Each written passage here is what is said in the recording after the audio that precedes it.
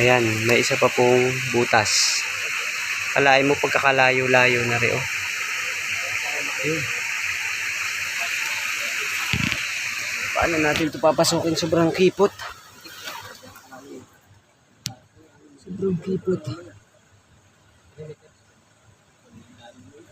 Ay, siya nga. Lumiko yung daan niya, oh.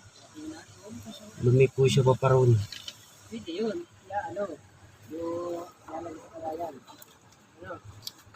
Siya nga, Kuya Darwin. Ano pisa? Layo. Parang gumanon nga. Lumiko sa kaliwa. Oo. Sa dalawang butas. Ayan.